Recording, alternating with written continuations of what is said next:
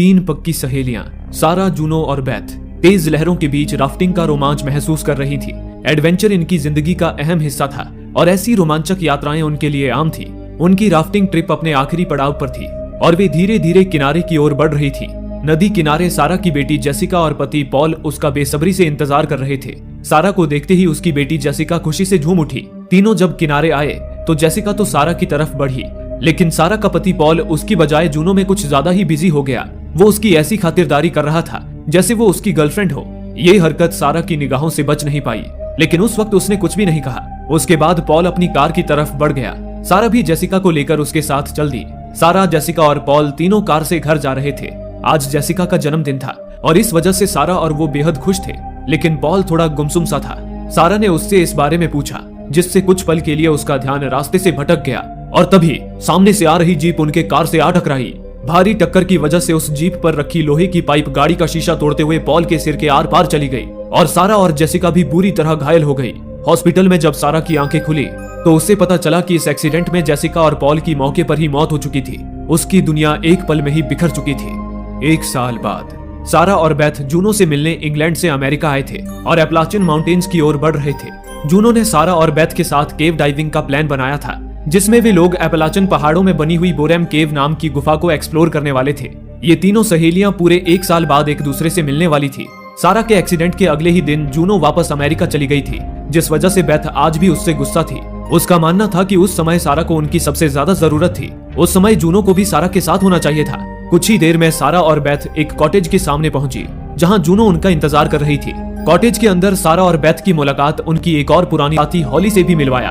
अगले दिन सभी पूरी तैयारी के साथ बोरेम केव्स की तरफ चल पड़े थे। कुछ दूर गाड़ी से जाने के बाद उन्हें केव तक का सफर पैदल ही तय करना था। सभी लोग जरूरत की चीजें गाड़ी से निकालकर साथ लेने लगे। उनके पास उस केव की एक गाइड बुक भी थी, पर जूनो को उसकी जरूरत महसूस नहीं हुई। उसने गाइड बुक गाड़ी में ही छोड़ दिया।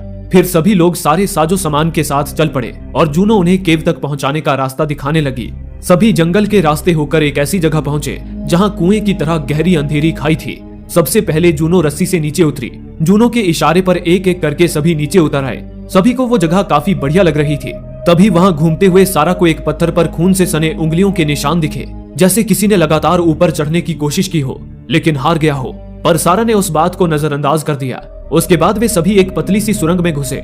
उस सुरंग से होते हुए वे एक ऐसी जगह पहुंचे जो एक हॉल की तरह थी। ऐसा लग रहा था कि कुदरत ने किसी का घर बनाया हो। जूनो ने वहां रोशनी की और सभी वहां बैठकर थोड़ा सुस्ताने लगे।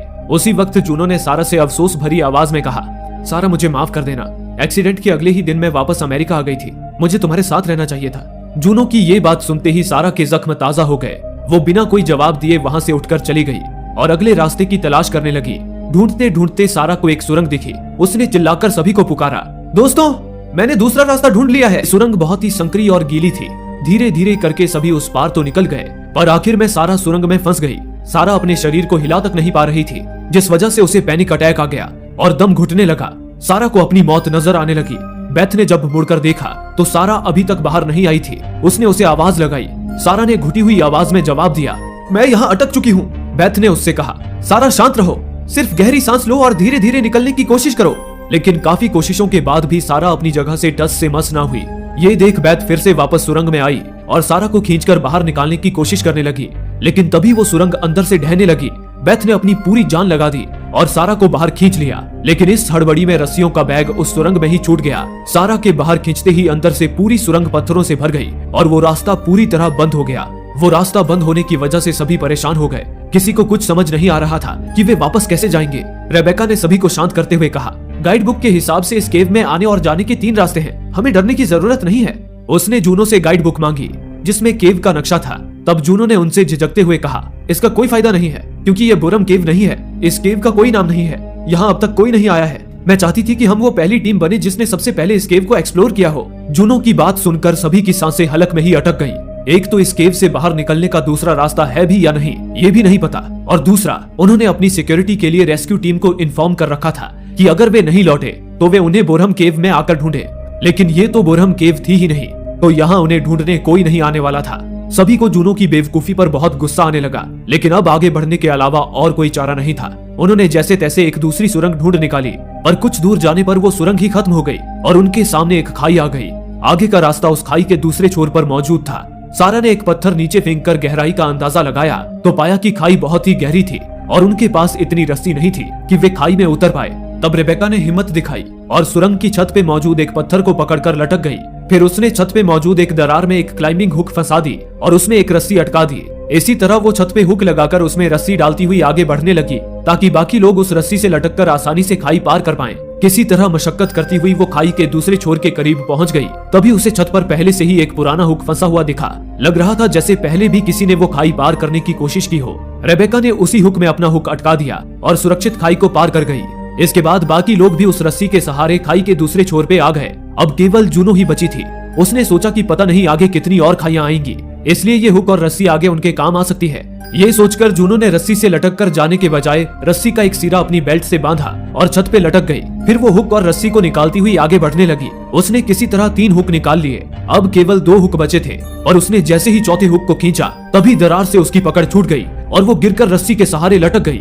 वो रस्सी अब बस उसी पुराने हुक में अटकी हुई थी जो पहले से ही गुफा में लगा था। पर जूनो के गिरने के झटके से वो हुक भी निकल गया और जूनो नीचे गिरने लगी। खुशकिस्मती से रस्सी का दूसरा छोर बाकी लोगों ने पकड़ रखा था, जिससे जूनो खाई में नहीं गिरी। उसके दोस्तों ने उसे ऊपर खींच लिया। जूनो की जान में जान आ गई।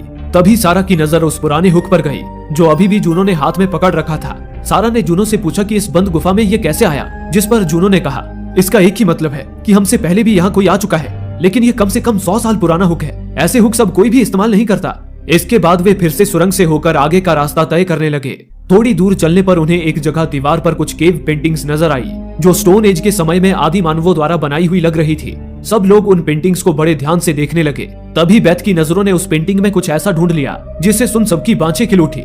बेथ ने बताया, इस पेंटिंग में जो माउंटेन दिखाई दे रहा है वो शायद यही माउंटेन है जिसकी गुफाओं में हम अभी फंसे हैं। लेकिन इस पेंटिंग के मुताबिक इस माउंटेन के अंदर आने के 2 रास्ते हैं, जिसका मतलब है कि उस दूसरे रास्ते से हम बाहर निकल सकते हैं। ये सुनकर सबके चेहरे खुशी से खिल उठे और वे सभी रास्ता ढूंढती हुई आगे बढ़ने लगी। लेकिन उन्हें इस बात की भनक तक नहीं थी कि यहाँ उनके अलावा और भी कोई मौजूद था। एक अंधेरे कोने में घात लगाए बैठा वो शख्स जिसके मुंह से खून लार की तरह टपक रहा था। सभी लड़कियां रास्ता ढूंढते हुए आगे बढ़ रही थी, लेकिन आगे जाकर वो सुरंग भी खत्म हो गई और सामने बस चट्टानों की दीवारें थी। तभी जूनो की नजर चट्टानों के बीच से निकलती एक पतली सुरंग पर पड़ी। जूनो और हॉली उस सुरंग में घुस गई। उस सुरंग में हॉली को दूर सामने रोशनी दिखाई पड़ी। उसने चिल्लाकर सभी को बताया, मुझे सूरज की रोशनी दिखाई दे रही है, बाहर निकलने का रास्ता यही है। वो जोश में आकर उस रोशनी की तरफ दौड़ने लगी। जूनो ने उसे चिल्लाकर सतर्क किया कि वो सूरज की रोशनी नहीं है, लेकिन हॉली ने उसकी बात को अनसुना कर दिया। उसे लगा कि उसने बाहर निकलने का रास्ता खोज लिया है। वो तेजी से आगे बढ़ी। जल्दबाजी में उसे सामने मौजूद गड्ढा दिखाई नहीं दिया और वो फिसलकर उस गहरे गड्ढे में गिरने लगी। जूनो ने झपटकर उसका हाथ पकड़ लिया, लेकिन लाख कोशिशों के बाद भी वो उसे बचा नहीं पाई। हॉली कई फीट नीचे उस गड्ढे में जा गिरी और उसका पैर टूट गया। तब तक बाकी लड़कियां भी वहां पहुंच चुकी थी। फिर सभी लड़कियां संभलकर उस गड्ढे में उतर गई। उन्होंने देखा कि हॉली के पैर की हड्डी टूटकर बाहर निकल आई थी और हॉली दर्द के मारे तड़प रही थी। तब सैम, जो एक मेडिकल स्टूडेंट थी, वो बाकी लड़कियों की मदद से हॉली का इलाज करने लगी। इसी दौरान सारा को एक और से कुछ आवाजें सुनाई दी। वो पलटकर आवाज की दिशा में बढ़ी। थोड़ा सा आगे बढ़ने पर सारा को दूर अंधेरे से गुर्राने की आवाज सुनाई दी। उसने फौरन आवाज की दिशा में टॉर्च की रोशनी डाली तो उसे दूर अंधेरे में एक इंसानी परछाई पानी पीती हुई नजर आई। सारा हैरान रह गई, लेकिन अगले ही पल वो परछाई अंधेरे में गायब हो गई। ये नजारा देखकर सारा के दिल की धड़कनें तेज हो गईं। दूसरी तरफ सैम ने हॉली के पैर का फर्स्ट एड कर दिया था, लेकिन वो अब चलने के लायक बिल्कुल भी नहीं बची थी। जूनो ने हॉली को समझाया कि हम जमीन से 3 किलोमीटर नीचे हैं। इतने नीचे सूरज की रोशनी कहां से आएगी? जो चमक उसने देखी थी वो फास्फोरस की चमक थी, जो अक्सर ऐसी गुफाओं में पाया जाता है। तभी सारा वहां पहुंची। उसने बाकी लड़कियों को बताया, मैंने वहां अंधेरे में किसी इंसान को देखा, शायद यहाँ हमारे अलावा भी कोई मौजूद है। जिस पर जूनो ने उससे कहा, यहाँ और कोई नहीं है, डर तुम पर हावी हो रहा है और ऐसी परिस्थितियों में अक्सर लोगों को हेलुसिनेशंस होते हैं, लेकिन तुम्हें खुद को संभालना होगा। बाकी लड़कियों ने भी जूनो की बात का समर्थन किया। इसके बाद सभी घायल हॉली को लेकर धीरे धीरे सुरंग में आगे बढ़ने लगे। कुछ देर में वो टनल पार करके एक खुली जगह पर पहुंच गए। उस जगह उन्हें अपने पैरों के नीचे कुछ लकड़ियों जैसी चीजें महसूस हुई। सारा ने जब हैंडीकैम के इंफ्रारेड के जरिए अंधेरे में चारों तरफ देखा तो उसकी आंखें फटी की फटी रह गई। उसने कांपती हुई आवाज में कहा, हे भगवान, यहाँ तो सैकड़ों मरे हुए जानवरों के कंकाल पड़े हैं। ये देख सब लोग डर गए। सारा ने जैसे ही कैमरा बेथ की तरफ घुमाया तो उसकी रूह कांप उठी। बेथ के पीछे से एक भयावह आकृति झांक रही थी। उसकी खुली नुकीली दांतों वाली खौफनाक शक्ल में खूनी प्यास झलक रही थी। किसी खूंखार जानवर और इंसान का मिला जुला रूप लग रहा था वो। सारा चीख पड़ी। अगले ही पल वो खूंखार प्राणी बिजली की फुर्ती से गुफा की दीवारों पर चढ़ गया और गुफा की दीवारों पर किसी मकड़े की तरह रेंगते हुए अंधेरे में गायब हो गया। ये देख सभी लड़कियां डर के मारे चीखने चिल्लाने लगी। अगले ही पल उन्हें चारों तरफ से तेज गुर्राहटें सुनाई दी। जब उन्होंने छत की तरफ देखा तो वैसे ही और भी खूंखार प्राणी उन्हें चारों तरफ से घेर चुके थे। उन प्राणियों ने उन पर हमला कर दिया। डर के मारे सभी लड़कियां अलग अलग दिशा में भाग खड़ी हुई, लेकिन हॉली घायल होने की वजह से भाग नहीं पाई। उसी पल एक खूंखार प्राणी हॉली पर झपट पड़ा और अपने नुकीले दांत उसकी गर्दन में घुसाकर मांस का एक टुकड़ा नोच खाया। हॉली बेसुध होकर गिर पड़ी। जूनो उसे बचाने भागकर उसके पास आई, लेकिन उस प्राणी ने जूनो पर भी हमला कर उसे हॉली से दूर हटा दिया और हॉली को घसीट कर ले जाने लगा। जूनो ने उस प्राणी पर कुल्हाड़ी से वार किया, लेकिन उस प्राणी पर कुछ खास असर नहीं हुआ। दूसरे ही पल एक और प्राणी जूनो पर लपका और उसे भी काटने की कोशिश करने लगा, लेकिन जूनो उससे लड़ पड़ी।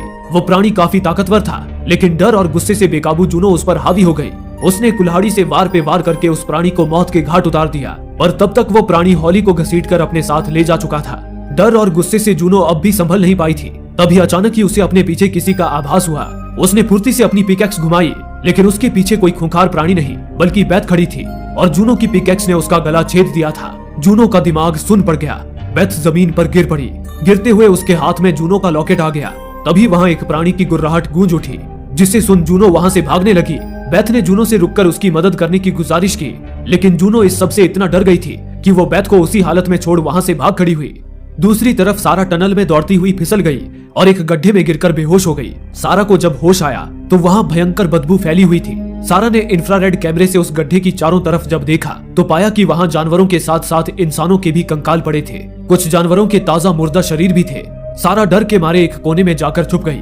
तभी वहाँ हॉली की लाश ऊपर से आ गिरी। उसके बाद बहुत सारे प्राणी हॉली की लाश पर भूखे भेड़िए की तरह टूट पड़े। उन्हें इस तरह से मांस नोचकर खाता देखकर सारा के मुंह से सिसकारी निकल गई, जिस वजह से उन शैतानों को सारा के वहाँ होने का एहसास हो गया।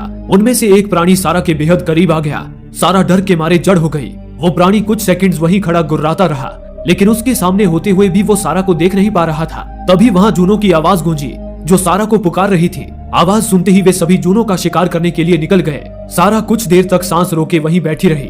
कुछ सेकंड बाद जब उसने यकीन कर लिया कि वे सब जा चुके हैं, वो उठ खड़ी हुई।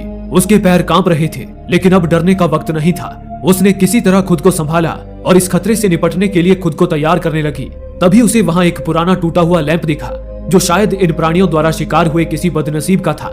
सारा ने वो लैंप हिलाकर देखा तो उसमें अब भी केरोसिन मौजूद था। उसके दिमाग में एक आइडिया आया। उसने हॉली की लाश के पैर में लगे लोहे के रॉड को खींचकर निकाला, उस पर कपड़ा लपेटा और पुराने लैंप से निकले केरोसिन को उस पर डालकर एक मशाल तैयार की। फिर वो उसे जलाकर अंधेरी गुफा में रास्ता तलाशने निकल पड़ी। उधर जूनो बाकी लड़कियों को आवाज लगाते हुए आगे बढ़ रही थी। तभी उसे एक जगह दीवार पर एक एरो बना हुआ दिखा। वो समझ गई कि उनसे पहले जो कोई भी यहाँ आया था उसने बाहर निकलने का रास्ता ढूंढ लिया था और उस रास्ते को याद रखने के लिए ये एरोज बनाए थे। अगर वो इन एरोज को फॉलो करे तो यहाँ से बाहर निकल सकते हैं। इसके बाद जूनो बाकी लड़कियों को ढूंढने लगी। दूसरी ओर सैम और रेबेका भी छुपती हुई आगे बढ़ रही थी, पर तभी उन पर एक प्राणी ने हमला कर दिया। वो रेबेका को मारने ही वाला था कि मौके पर जूनो वहां आ गई और उस प्राणी की गर्दन तोड़कर उसे मार डाला।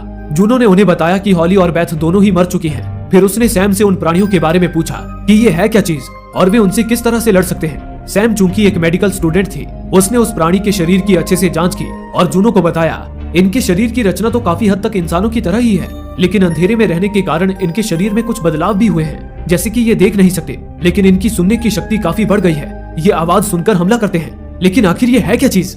जूनो ने पूछा, जिस पर सैम ने सोचते हुए कहा 11,000 साल पहले इंसान ऐसे ही गुफाओं में रहा करते थे, लेकिन फिर समय के साथ इंसानों ने गुफाओं को छोड़कर जमीन पर पक्के मकानों में रहना शुरू किया। लेकिन लगता है कि कुछ इंसानों ने गुफाओं में ही रहना जारी रखा और पीढ़ी दर पीढ़ी अंधेरे में रहने के कारण उनकी संतानों के शरीर इस तरह से इवॉल्व होते चले गए। ये सुनकर जूनो कुछ पल के लिए सोच में पड़ गई और फिर उसने आगे का प्लान बताना शुरू किया।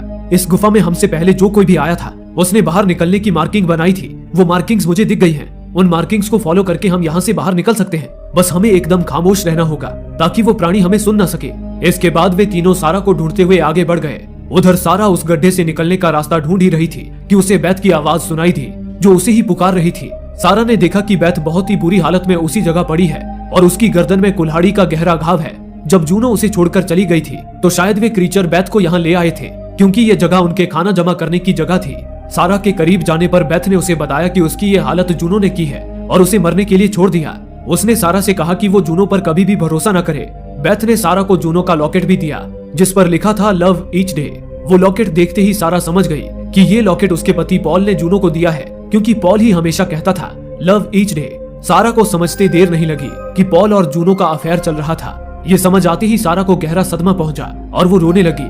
तभी वहाँ उन प्राणियों की आवाज गूंज उठी, जिसे सुन सारा ने खुद को संभाला और बैथ को भी अपने साथ ले जाने के लिए उठाने लगी। लेकिन बैथ जो अपनी आखिरी सांसें गिन रही थी, उसने सारा को मना कर दिया और उसे इस दर्द से छुटकारा दिलाने के लिए मिन्नतें करने लगी। ना चाहते हुए भी सारा ने अपने दिल पर पत्थर रखकर अपनी सबसे अच्छी सहेली का सर कुचलकर उसे मार दिया। सारा इस सदमे से बाहर भी नहीं आई थी कि एक नन्हे प्राणी ने उस पर पीछे से हमला कर दिया, लेकिन सारा ने पलटवार करते हुए उसे मौत के घाट उतार दिया। तभी उस बच्चे की माँ भी वहाँ आ गई। सारा खुद को बचाने के लिए वहाँ से भागी, लेकिन एक खून से भरे गड्ढे में जा गिरी। पर वो मादा प्राणी भी उस खून से भरे गड्ढे में उतर गई और सारा का शिकार करने की कोशिश करने लगी, लेकिन सारा ने उसकी आंखों में नुकीली हड्डी घोंपकर उसे भी मार डाला। सारा बैथ के मरने से बहुत गुस्से में आ चुकी थी। वो उसी जगह खड़े होकर चिल्ला पड़ी। दूसरी तरफ जूनो, रेबेका और सैम सारा को ढूंढते हुए आगे बढ़ रहे थे। उसी वक्त जूनो ने देखा कि अनगिनत प्राणी उनका शिकार करने के लिए आ रहे हैं। वे सभी एक सुरंग से होते हुए भागने लगे। सैम ने सुरंग के आखिर में पहुंचकर देखा कि आगे का रास्ता खत्म हो चुका है। वो हाथों से ही उस छत पर क्लाइंब करने की कोशिश करने लगी और उसके पास जितनी भी थोड़ी बहुत रस्सी थी उससे पुली लगाते हुए आगे बढ़ने लगी। लेकिन आगे छत पर एक प्राणी उसी की ताक में लटक रहा था। उस प्राणी ने सैम पर हमला कर उसका गला रेत डाला। सैम ने भी अपनी बची कुची सांसें बटोरते हुए अपने चाकू से उस प्राणी की खोपड़ी में सुराख कर उसे मौत के घाट उतार दिया। इसी के साथ सैम ने भी अपना दम तोड़ दिया। अपनी बहन की मौत से रेबेका संभल पाती कि एक दूसरे प्राणी ने उस पर हमला कर उसका पेट चीर दिया। ये देखकर जूनो ने ऊपर से ही खाई में छलांग लगा दी। संयोग से नीचे पानी था, उसे चोट नहीं लगी। वो तैरकर किनारे पहुंची और दीवार पर चढ़ने लगी। तभी सारा वहां आ गई और उसने उसे ऊपर खींच लिया। खून से सना हुआ सारा का चेहरा बहुत भयानक लग रहा था। जूनो ने उसे सैम और रेबेका की मौत के बारे में बताया। हालांकि सारा को अब जूनो पर बिल्कुल भी विश्वास नहीं रहा था। उसने जानबूझकर जूनो से बैथ के बारे में पूछा, ये देखने के लिए कि क्या जूनो अपनी गलती मान लेगी कि उसी की गलती की वजह से बैथ की मौत हुई है। हालांकि जूनो में इतनी हिम्मत नहीं थी कि वो अपनी गलती कबूल देती। उसने बैथ की मौत का इल्जाम भी उन प्राणियों पर डाल दिया। इसके बाद सारा ने उससे कुछ नहीं पूछा और जूनो को अपने पीछे आने को कहा। लेकिन जैसे ही वो थोड़ी दूर पहुंची, 3 प्राणी वहां पहले से तैयार बैठे थे। उन्होंने उन दोनों पर हमला कर दिया, लेकिन दोनों ने बड़ी बहादुरी से और बड़ी ही बेरहमी से उन तीनों प्राणियों को मार डाला। जूनो क्रीचर को मारकर जैसे ही उठ खड़ी हुई, उसने सारा को अपने सामने खड़ा पाया।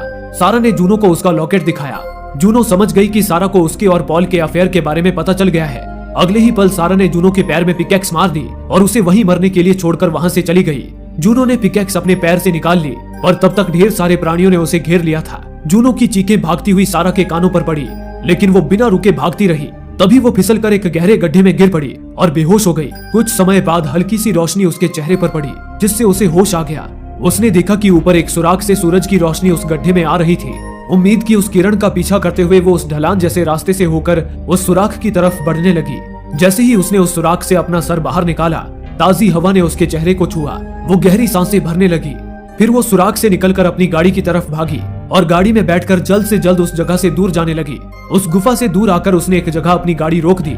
उस गुफा में जो कुछ भी हुआ था उसे सोचकर वो जोर जोर से रोने लगी। उससे रहा नहीं गया और उसने उल्टी कर दी। उल्टी कर जैसे ही वो वापस सीट पर बैठी, उसने अपने बगल में जूनो को बैठा पाया। सारा डर के मारे चीख पड़ी। इसी के साथ ये फिल्म यहीं